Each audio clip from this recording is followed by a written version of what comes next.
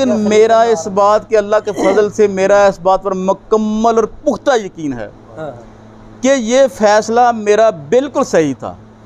और अल्हम्दुलिल्लाह हर रोज़ हर वक्त मुझे ये दलील देता है, मुझे समझाता है कि तूने जो किया ये पहले करना चाहिए, तूने लेट किया। सुभान अल्लाह। राना मोहम्मद सुहेल साहब, बहसीयत मुस्लिम आपको कोई बड़ी तमन्ना हो? मुझे देखें, मैं ना आफो साहब से बात कर रहा था, वैसे नाते तो पहले भी सुनते, बात वही आ गई, मदीने का सफ़र है और मैं शर्मिंदा शर्मिंदा चला हूँ जान में मंजिल में नाम दीदा।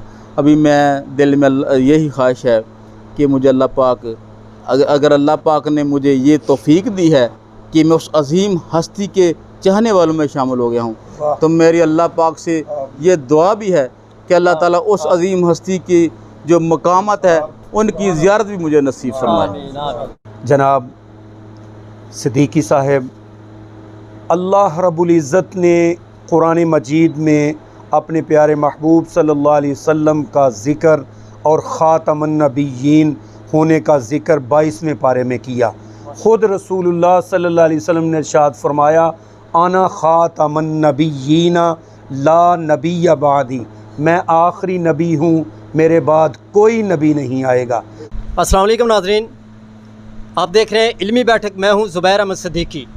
इस वक्त हमारे साथ नहायती मोहतरम, काबिल एहतराम, काबिल सताइश, वाजिबुल तकरीम राना मोहम्मद सुहेल साहब और उनके साथ जामिया मस्जिद अल जन्ना व मदरसा इजाज़ुल कुरान के डायरेक्टर और मोहतरम हाफिज़ राना सरफराज अहमद हाफिज़ुल्लाह ताला मौजूद हैं। आइए इस इल्मी बैठक में जानने की कोशिश करते हैं कि कादियानियत से इस्लाम तक का सफ़र कैसे तय किया इन्होंने। बहुत मुबारक हो आपको। जी खैर मुबारक, बहुत आपने शुक्रिया। कादियानियत मज़हब छोड़कर इस्लाम कबूल कर लिया है, तो आपको खुशामदीद कहते हैं और इल्मी बैठक में आप तशरीफ़ लाए, बहुत शुक्रिया आपका। आप हमें सबसे पहले ये बताएं आपका नसब और आप कब पैदा हुए और आपका ख़ानदान, इसके हवाले से कोई थोड़ी सी मालूमात शेयर करें। जी मेरा एक्चुअली मेरी पैदाइश जो है ना बॉर्डर के साथ, यानी ज़ीरो लाइन के साथ एक गाँव है दमाला हाकमवाला, उसमें मेरी पैदाइश हुई। और जब मैं पैदा हुआ तो मेरे ख़ानदान वाले, मेरे वालिदैन पहले ही अहमदिया मसलक से ताल्लुक़ था, लिहाजा इस मसलक से मेरा ताल्लुक़ बाई बर्थ था। ठीक। और ग़ालिबन 1975 में मेरी पैदाइश हुई। आप आपके अपना नाम और अपनी उम्र और काबिलियत वो भी शेयर करें। जी मेरा नाम जनाब की मेहरबानी है, मुझे बड़ी खुशी हुई जब आप कहते हैं मोहम्मद सुहेल। तो मेरा जो डॉक्यूमेंट पे नाम है वो है सुहेल सज्जाद।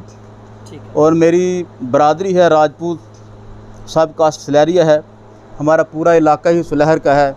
ठीक है। तो इस वजह से भी जनाब दोस्त ये मेहरबानी करते हैं, मुझे राना कहते हैं, उनकी मेहरबानी। वेलकम। एक तो हमें ये भी बता दें कि आपका मशगला क्या है।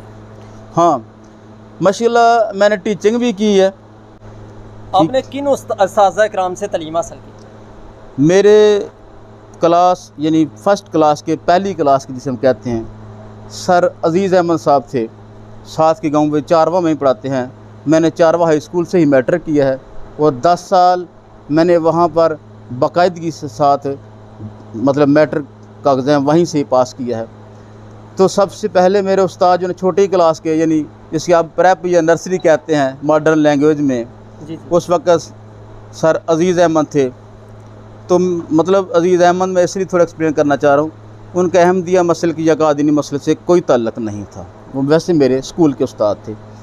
स्कूल के उस्तादा में जिनसे मैं बहुत ज़्यादा मुतासर हुआ, उनके तर्ज़ तदरीस से, उनकी रहनुमाई से, उनकी मोहब्बत से, तो उनमें से 3-4 नाम ऐसे हैं जिनको मैं कभी भी फरामोश नहीं कर सकता। उनका इखलाक और उनकी मोहब्बत ऐसी है। उनमें उस स्कूल के हेडमास्टर चौधरी अब्दुल गनी साहब, अब उस गांव का नवा पिंड नाम है कागज़ में चक आत्माराम, ये बिल्कुल बीनी सुलहरी के पास ही गांव है। माशाल्लाह बड़ी मौजूद पर्सनैलिटी है। उस वक्त भी वो 5 वक्त नमाज़ पढ़ते थे, दाढ़ी उन्होंने नहीं रखी थी। उसके बाद अल्हम्दुलिल्लाह भी वो हयात हैं और इनकी 3 लंबी दाढ़ी है और 5 वक्त नमाज़ पढ़ते हैं। इसके दूसरे उस्ताद मेरे सर सरदार अली ख़ान साहब हैं, उनका भी खदराल गाँव है, बिल्कुल साथ ही है। और एक मेरे उस्ताद सर ज़ुल्फ़ुल्लाह साहब हैं, वो हमारे अरबी के उस्ताद थे। और ये तीनों उस्ताद ऐसे हैं जो आजकल मुझे इस तरह के उस्ताद नहीं मिलते, यानी वाकई जिस तरह उस्ताद होना चाहिए, जिस तरह हमने कभी सुना है कि उस्ताद होना अम्बियों की मिरास हैं, तो ये ऐसे लगता है ये वाकई वही उस्ताद हैं। राना मोहम्मद सुहेल साहब, आपने कहाँ तक तालीम हासिल की? जी, मैंने मैट्रिक तो चारवा स्कूल से किया, इंटरमीडिएट मैंने इस्लामिया कॉलेज सियालकोट से किया, जी और ग्रेजुएशन मेरी गवर्नमेंट मरे कॉलेज सियालकोट से थी। माशाअल्लाह। और इसके अलावा मैंने पंजाब यूनिवर्सिटी लाहौर से मैंने जर्नलिज्म में मास्टर किया। माशाअल्लाह। मेरा चूँकि अदबी ज़ौक़ है, लिटरेचर को बहुत पसंद करता हूँ, अच्छा। तो एम.ए. उर्दू मैंने ज़ौक़ से किया है। अच्छा, मतलब एम.ए. जर्नलिज्म के बाद फिर एम.ए. उर्दू भी किया है जी। तो एम.ए. उर्दू मैंने अपने ज़ौक़ की तस्कीन के लिए किया है। अच्छा सुहेल साहब, आपने माशाल्लाह ये डबल एम.ए. किया है जी, यानी कि जर्नलिज्म और उर्दू में जी। कादियान मज़हब को आपने क्यों छोड़ा है, और छोड़ने के बाद ख़ानदान और दोस्त अहबाब का क्या रद्द अमल है, उसका कैसे मुकाबला किया? जी, पहली बात तो ये है कि इससे पहले भी जब मैं मतलब इस मसलक में था, अहमदिया मसलक में या कादियानी मसलक में, तो उस वक्त भी मेरे दोस्त अहबाब जो ना अहमदियों में से कोई भी दोस्त नहीं था। मतलब मेरे क्लास फेलो या वैसे हल्का अहबाब में एक भी अहमदी ऐसा नहीं था जो मेरा दोस्त हो। एक इत्फाक से मेरा दोस्त बन गया अहमदी कादियानी, तो वो एक दो माह गुज़रा, उसके साथ नाम बनी और वो अलहदा हो गया। ठीक, एक बात। दूसरी, अल्लाह के ये ख़ास करम है कि मेरे जितने दोस्त अहबाब हैं वो उनमें कुछ ऑफिसर्स भी हैं। मतलब मेरे एक दोस्त हैं बचपन के, खालिद सलीम साहब, वो डिप्टी डायरेक्टर हैं सिविलेशन में, बड़ा क्लोज़ ताल्लुक़ है, मेरे घर भी आते हैं, मैं भी उनके जाता हूँ। उसके वालिद भी मेरे उस्ताद भी हैं, उनके घर में मैंने बिल्कुल तालीम हासिल की। हम लोग एक्चुअली हम जो ना फ़ौजी यानी सराय आलमगीर मिलिट्री कॉलेज जेलम के लिए अप्लाई करना चाहते, वो चूँकि उस साहब का फ़ौजी थे, तो वो मुझे और खालिद साहब को अपने बच्चों की तरह ही पढ़ाते रहे हैं। और उनकी मोहब्बत और खलूस जो है ना वो भी मेरे दिल से किसी सूरत में भी जो ना वो नहीं जा सकती। और खालिद साहब एंटी करप्शन के भी डायरेक्टर रहे हैं। उसके बाद अब उनका दूसरा, तो जिस सीट पे वो बैठा हुआ था वहाँ पे बेहिसाब रिश्वत लेके अपना जो ना घर भी बना सकता था, प्लाट भी खरीद सकता था, सब कुछ। लेकिन उस अल्लाह के बंदे ना नमाज छोड़ी है, ना उसने कुरान पाक की तिलावत छोड़ी है, और ना ही उसने कोई रिश्वत का या कोई नाजायज़ पैसा घर में लाया है। उस दोस्त की मोहब्बत और इस तरह के दोस्तों की जब दोस्ती हो तो इंसान की मेरा ख्याल अपनी ज़िंदगी भी सीधी ही रहती है। तो अल्लाह का फजल है, मैंने NLC में सर्विस की है, मैं वहाँ पे शिफ्ट इंचार्ज था। ठीक है, तो वहाँ पे हम सारे पैसे ही इकट्ठे करते थे। तो बहुत सारे लोग ऐसे थे जो बहुत सारे पैसे जेब में डाल के घरों में ले जाते, तो हम वही घर में लाते जो हमें तनख्वाह मिलती, बाकी जो उनके पैसे थे वो उनको ही दे आते थे। ये भी अल्लाह ख़ास करम है। अच्छा सुहेल साहब, कोई ख़ानदान की तरफ से कोई ऐसा रद्द अमल सामने आया हो, दोस्तों की तरफ से? यानी ये मसल चेंज करने के बाद खुशी रही, ये मेरे जो दोस्त हैं ना वो तो इतनी मोहब्बत कर रहे हैं जिसकी मुझे तवक्को ही नहीं थी। मतलब पहले मोहब्बत दोस्तों में पहले भी होती है, लेकिन उसके बाद खुश की भी इंतहा नहीं है, मोहब्बत की भी इंतहा नहीं। ये बात है दोस्तों की, लेकिन मुझे तो ये तवक्को ही नहीं थी, मुझे ये अंदाज़ा ही नहीं था कि इस बात ने कितनी आप लोगों की मोहब्बत में रुकावट डाली हुई है। ऐसे लग रहा है जैसे कोई बंद टूटा है और मोहब्बत का सैलाब उमड़ आया है। जो जानते हैं वो भी मोहब्बत कर रहे हैं, और जो मुझे नहीं जानते वो भी मोहब्बत कर रहे हैं। मैं समझता हूँ कि ये जितनी मोहब्बत है ये आका दो जहान हज़रत मोहम्मद मुस्तफ़ा सल्लल्लाहु अलैहि वसल्लम की उनकी तरफ से कोई अनायत है। तो ये लोग जो मुझसे नफ़रत करते थे अब वही मुझसे मोहब्बत करते हैं। अभी ऐसा भी होता है बाज़ दफ़ा, मुझे तो पता ही नहीं था, मैं तो कहाँ था इस कर्म के काबिल, हजूर की बंदा परवरी है। तो जब मैं मतलब ऐसा भी होता है, कल की बात है, मेरा एक दोस्त इधर पढ़ाते हैं, MSc हैं वो ज़ूलॉजी में, तो वो ना पहले भी गपशप लगाते थे, तो उससे ना आते ही पहले हाथ चूमा, फिर मुँह चूमा, फिर ऐसे जफ़ा डाला कि वो छोड़े ना। मैं चूँकि फ्री था, मैंने कहा यार जान छड़। वो कहता है जी हूँ वो गल नहीं रही, यानी मतलब वो कहता है अब वो बात नहीं है।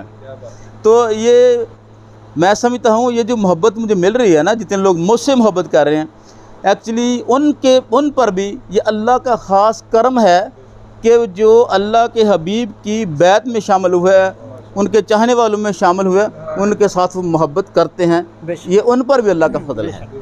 तो ये जो है ना, मेरा इस मसले के साथ मेरा इख्तलाफ मतलब लोकल लेवल पे ना, मेरा आज तकरीबन 8-10 साल पहले से हो गया था। छोटी छोटी बातें थी, मतलब मैंने ये जो इनका मौक़िफ़ है कि ये सब फ़िरक़ों से अफजल हैं, इनका किरदार इखलाक नबी सल्लल्लाहु अलैहि वसल्लम के बिल्कुल ताबे है, तो मैं जब किताबों में पढ़ता आपका अखलाक, आपका हुस्न किरदार, तो मुझे उस किरदार में जो आका दो जहान किरदार है, जिसको सारी दुनिया सलाम पेश करती है, खा वो मुसलमान है खा वो गैर मुस्लिम है, उस किरदार और इखलाक में, इनमें और उसमें बहुत ज़मीन व आसमान का फ़र्क था।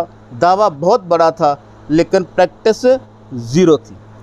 तो इस मैं सी किताबें पढ़ते थे? इस तरह मैंने ना, इन सबसे पहले तो मुझे इन्होंने ऐसे किया, उसके बाद मेरे चूँकि ज़ौक़ था, मैं आप जानते हैं, आप ही जर्नलिस्ट हैं, जर्नलिज्म के आदमी हैं, और सहाफ़त का लफ्ज़ जो है ये एक बड़ा मुक़द्दस लफ्ज़ है।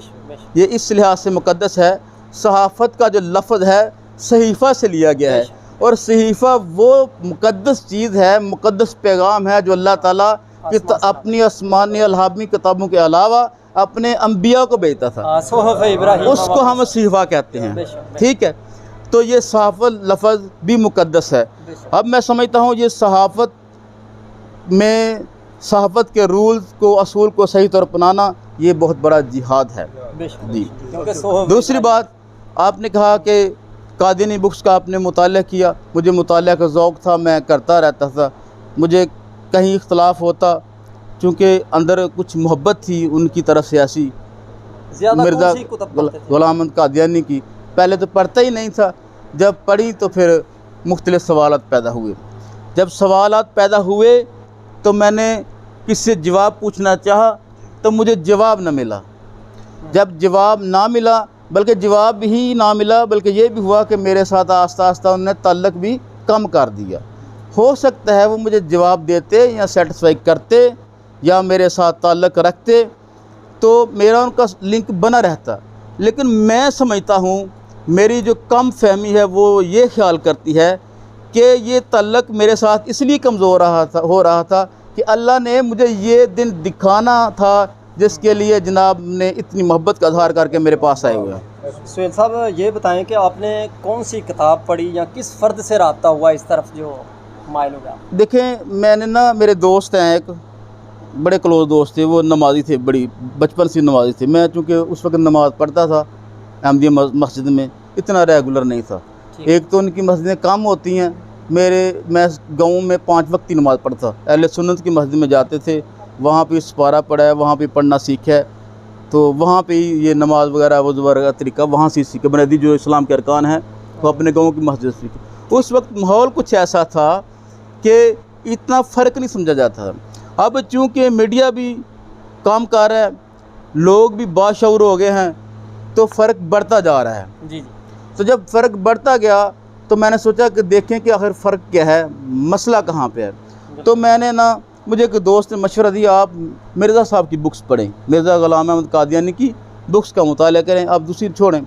तो मैंने उनकी बुक्स का मुताला किया, और एक बात कि उनका अपने ही बेटे ने यह भी कहा है कि जितने अहबाब हैं, मतलब अहले जमात लोग हैं, वो कम से कम 3 दफ़ा मिर्ज़ा ग़ुलाम अहमद की बुक्स का मुताला करें। अच्छा। मेरे ज़हन में ये भी बात आई, मैंने कहा चले ये भी उनकी तरफ से हुक्म है तो पढ़ें। तो मुझे ना कुछ किताबें मिल गई, एक गलती का अज़ाला मिल गई, कश्ती नूह मिल गई, मतलब फ़ैसला किताब है, इस्लामी उसूलों की फ़िलासफ़ी है, वगैरह वगैरह। ये मैंने रूहानी ख़ज़ाइन, इसमें बहुत किताबें हैं, एक तज़किरा है, इजाज़ुल मसीह है, हक़ीक़तुल वही है, मैंने सब पढ़ी हैं। ठीक है, अभी मसला कहाँ पे पैदा हुआ कि मैं रूहानी ख़ज़ाइन ही पढ़ रहा था, तो उसके अंदर ना उन्होंने अमूमन अपनी जो बुक्स में है ना, एक ही टॉपिक पे बहस की हुई ज़्यादातर। मतलब कौन सा टॉपिक है? ईसा अलैहिस्सलाम के मौजू पर बहस की हुई है, इब्ने मरियम के मौजू पर बहस है, हयात मसीह पर, वफ़ात मसीह पर, तो वो ना अपनी किताबों में ये कहते हैं कि हज़रत ईसा अलैहिस्सलाम जो है ना वो वफ़ात पा चुके हैं और उनकी मस्जिद कश्मीर में श्रीनगर में मोहल्ला खान यार में मौजूद है। अब मुझे पता चला है कि इसके अलावा वो 2-3 जगह और भी बताते हैं, मसलन फ़लस्तीन का भी नाम लेते हैं और शाम का भी नाम लेते हैं जी। ये बात उनकी अपने ही वो नहीं मैच करती। लेकिन जब मुझे ये पता था, इनका दो का नहीं पता था, तो मेरे ये बात अक्ल में आई कि यार ये जो कब्र है हज़रत ईसा अलैहिस्सलाम की, ये तो नबी सल्लल्लाहु अलैहि वसल्लम आका दो जहान की आमद से पहले की बनी हुई है। तो अल्लाह कहता है कि मैंने ए हबीब सल्लल्लाहु अलैहि वसल्लम तुझे हर चीज़ की खबर दे दी है। तो अल्लाह ने उनको कब्र की खबर ना दी, तो अल्लाह ताला उनको बता देता ना कि ईसा आसमान पर नहीं गया, फौत हो गया है।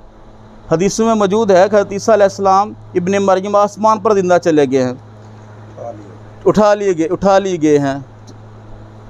तो अब अल्लाह ये ना उनसे कहता, अल्लाह कहता वो फौत हो गए हैं और उनकी कब्र कश्मीर में है।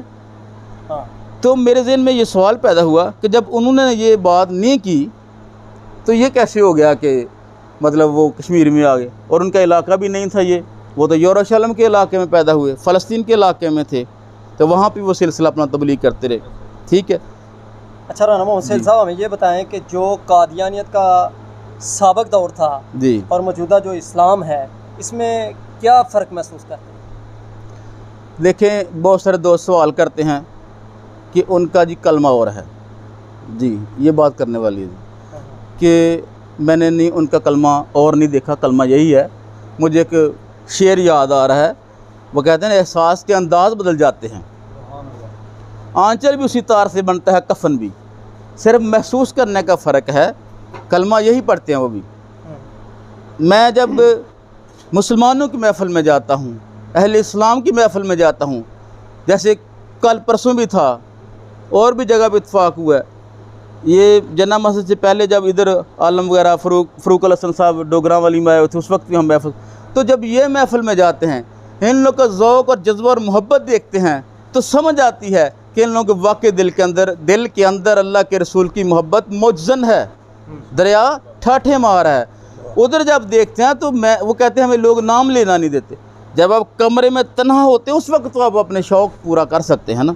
तो मुझे नहीं मज़ा नहीं आया बात का, एक तो ये फ़र्क था। ठीक है, तो इस तरह का मैंने फ़र्क देखा है।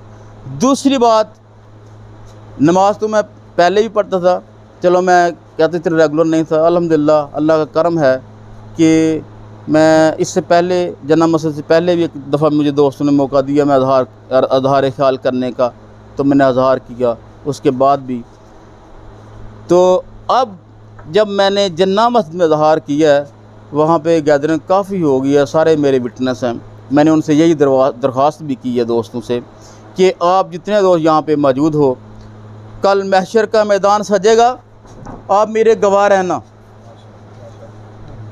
कहना ए अल्लाह के हबीब, ये बंदा वो है जो हमारे सामने आपका ग़ुलाम होना फ़ख्र समझता है। तो उस दिन से मुझे नहीं पता, मैं कोई इस तरह को अल्लाह पाक मुझसे माफ़ फरमाए कोई ऐसा लफ्ज़ ना निकला है, मेरा कोई प्रोफेशन इस तरह का तो नहीं है ना, मैं तो काम और करता हूँ। लेकिन मुझे समझ नहीं आती, नमाज़ पढ़ता हूँ तो आंसू खुश्क नहीं होते, तिलावत करता हूँ तो आंसू खुश्क नहीं होते। मेरे साथ वाले जो नमाजी होते हैं जमात में, तो मेरी तरफ देखते रहते हैं, यार इसको पता नहीं क्या हुआ। मुझे नहीं समझ आती मुझे क्या हो गया है। अब सुबह की बात है, आप सब इस बात की विटनेस हैं, मुझे आप सब बार बार चेंज करने बुला रहे थे कि यार ये इसका को थोड़ी ना कैफियत बदले। यकीन कीजिए मैं 5-7 मिनट बिल्कुल खामोश रहा, तो ये फ़र्क है, ये फ़र्क है असल में, इस तरह की कैफियत, ये कैफियत का फ़र्क है। मैंने कहा था एहसास के अंदाज़ बदल जाते हैं, ये बदला है, ये एहसास बदला है और कुछ नहीं बदला। नए माहौल के अंदर ये एहसास बदला है जी। माशाल्लाह, इसमें कोई शक नहीं। आपने इसका मतलब कादियानियत मज़हब के दौरान कभी रबवे गए? जी, मैं जब ऐसा वाक़या कोई? जी, मैं जब NLC मैंने गया ना, तो वहाँ पे मैं चूँकि अपना वो शो करता था कि मैं अहमदी हूँ, तो मैं अपने दोस्तों के साथ वो हमारे चूँकि शिफ्टें जा रहे थे, हमारे पास एक टूल प्लाजा था मतलब पतन काफ़ा सब, तो वहाँ पे मैंने पहले तो मैंने नहीं गया हुआ था, तो वहाँ पे मुझे दोस्तों ने कहा जी हम रात की जब ड्यूटी होती ना हम दिन को सारा दिन घूमते, तो सुबह जुमा था तो मुझे दोस्तों ने कहा जी आज किधर जाना, मैंने कहा जी आज तो मैंने रब्वा जाना है। जी क्यों जाना, मैंने कहा जी घूमने फिरने उधर देखेंगे। उन्होंने कहा जी हम भी चलते हैं। एक दफ़ा उस वक्त गए हैं, एक दफ़ा रब्वा मैं जब दूसरी दफ़ा गया हूँ तो उस वक्त मेरा मामला ख़राब हो गया वहाँ जाकर। अच्छा। कैसे ख़राब हुआ, एक हमारे दोस्त हैं वो कह रहे थे हमने रब्वा जाना है, मैंने कहा ठीक है।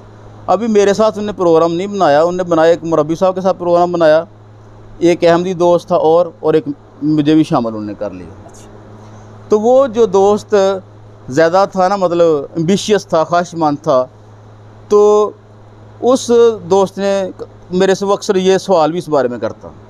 मैं चूँकि इतना मुताला नहीं करता था वो उसका, तो मैंने उससे कहा यार आप ऐसा करो, आप वहाँ पे जितने सवाल हैं सारे इकट्ठे कर लो, जाके पूछ लेंगे। जी जी। तो हदीस के बारे में वो पूछता था अक्सर कि अम्मा मेहंदी जो है ना, हज़रत ईसा इब्ने मरियम का हदीस में वो दमिश्क में मस्जिद अक्सा के मशरकी मीनारे के नज़दीक आएंगे। तो मैंने कहा यार ये उनसे पूछ लें। अभी वहाँ पे गए हैं तो वहाँ पे जाके ऊपर उनके हदीस के जो उनको स्पेशलिस्ट वो कहते थे, तो उनके पास चलेंगे, बात थोड़ी मुख्तसर करते हैं। ठीक।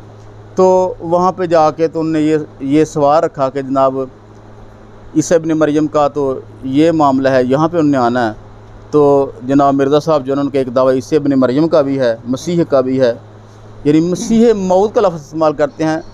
मसीह से मुराद वो ईसा ही लेते हैं, तो मौत का मतलब है वो जिसका वादा किया गया था। अच्छा। ठीक है, वादा से लफ्ज़ है। और एक बात हो मऊद यानी हे से भी लिखते हैं, तो हे वाले मौत का मतलब अहद किया गया था, ये उससे मजबूत है। दो लफ्ज़ इस्तेमाल करते, दो लफ्ज़ इस्तेमाल करते हैं, मसीह मऊद और मसीह मऊद, यानी हे वाला भी, यानी अहद भी और वादा भी। तो उन्होंने कहा कि चूँकि उनका दावा ईसा इब्ने मरियम का भी है, तो ईसा इब्ने मरियम तो नाज़िल होना था दमिश्क में, तो कादियान का और दमिश्क का बड़ा फ़र्क है। तो उन्होंने ये किया कि उनके सामने ऑफिस में बैठे हुए थे, उन्होंने हमारे लिए जूस वगैरह मंगवाए, तो उन्होंने पेपर निकाला और उन्होंने कहा कि ये देखें ये दमिश्क है, पेपर के ऊपर नक्शा बना के, ये दमिश्क है और ये इसका मशरकी मीनारा है और यहाँ से सीधा ये कादियान ही बनता है, तो ये सबसे नज़दीक जगह है। अभी ना मुझे बड़ा बुरा लगा भाई यार इतना मुल्क रास्ते में है, दरिया हैं, समंदर हैं, तो सबसे नज़दीक कैसे हो गया ये। अच्छा, अभी ना वो बंदा पूछ रहा, अगला सवाल उसने ये करना था, कुछ किया कि देखो जी मशरकी मीनारे के करीब की बात है, तो 4 मीनार हैं तो एक के करीब आना है। अभी वो जो ना वो जो मतलब जिनसे हम सवाल कर रहे थे, जो आलम थे, उनके स्कॉलर थे, वो थोड़ा मुश्तिल हो गए, अच्छा, गुस्से में आ गए। उन्होंने कहा यही बनता है और यही है। मैंने उससे कहा कि सर अगर आपके पास कोई बात है ना तो आप बात करें, नहीं तो मदद करें, कोई दलील है, कोई दलील है दे। ये जो बात आपने की है ना नज़दीक वाली, ये बात नहीं बनती, और बात करें कोई, इसको या मैनेज करें किस तरीके से कि मैनेज हो जाए, ये मैनेज नहीं हो रहा। अब वो बदतमीज़ी भी उतर, मैंने कहा कि ये मेरा दोस्त भी है, मेरा मेहमान भी है, मैंने इसको यहाँ पे मरवाने के लिए नहीं लाया हूँ। नहीं जवाब तो अल्लाह हाफ़िज़। उसके बाद मेरे ज़हन में ना खटक सी पैदा होगी। अब मेरे पास मैं हदीस का मुताला मेरा दिल कर रहा था करने को ना, तो उन्होंने ये हदीसें भी अपनी बुक्स में लिखी हुई हैं। तो उसी हदीस में ईसा इब्ने मरियम का बार बार जिक्र है कि ईसा इब्ने मरियम इस तरह आएंगे वगैरह वगैरह, ये आगे लंबी बहस है, तो मुख्तसर ये है। तो ईसा इब्ने मरियम का जिक्र है, अल्लाह ने कुरान पाक में ईसा इब्ने मरियम लिखा हुआ है, तो मरियम को लिखा है इमरान की बेटी मरियम, बीबी मरियम जो हैं, यानी बिनते इमरान लिखा हुआ है। तो इसका मतलब ये डाउट नहीं है।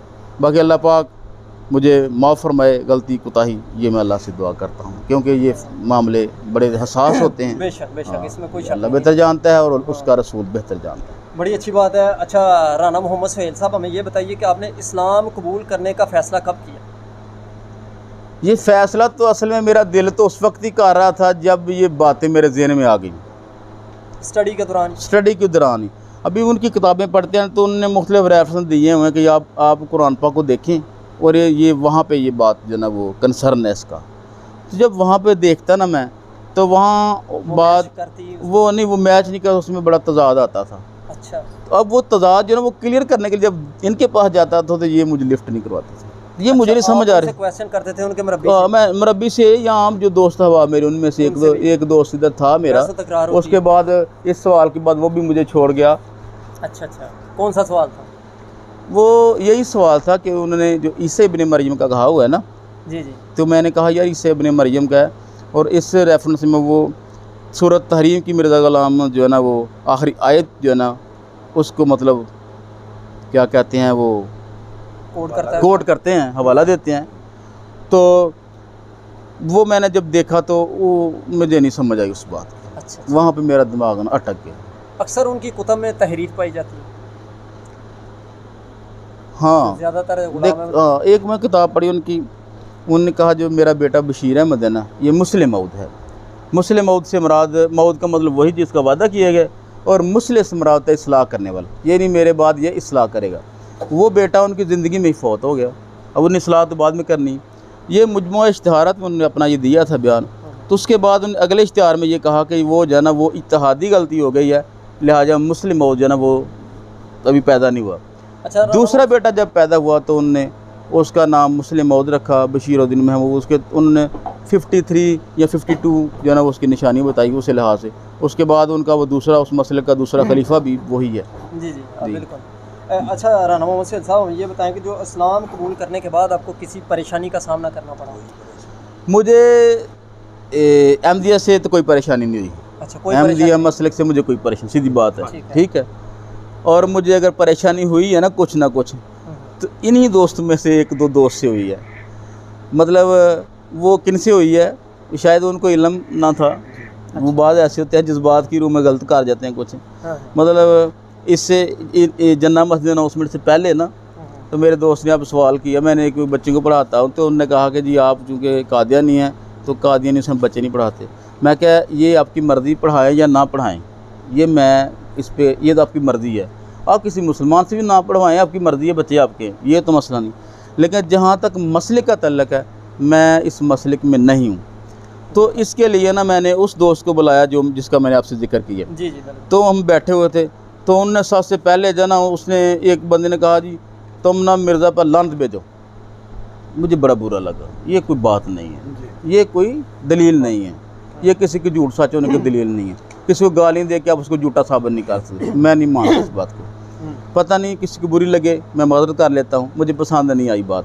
दूसरे उसने कहा जी आपके बच्चों का क्या है, जब आप इस्लाम कबूल कर जाएँ तो आपके बच्चे नहीं रह सकते। मैंने कहा मैंने इस बात से इख्तलाफ किया, मैंने कहा ये तो कोई बात नहीं है ना, मैं अब इस्लाम कबूल कर गया हूँ, घर जाती अपनी मेरी बच्ची जवान है, मेरी बेगम है, मेरा एक छोटी, मैं उनको घर से निकाल दूँ, आप मैं मुसलमान हुआ आप नहीं रह सकते। तो मेरा ख्याल अल्लाह का हबीब मुझसे नाराज़ होंगे, खुश नहीं होंगे, ये मेरी समझ में बात नहीं। दूसरी बात, एक बात जो मैंने पहले जो 2-3 मुझे मौका मिला हज़ार ख्याल का उसमें मैं करना चाह रहा, लेकिन बाद हज़ीर में सारी बातें नहीं भी रहती।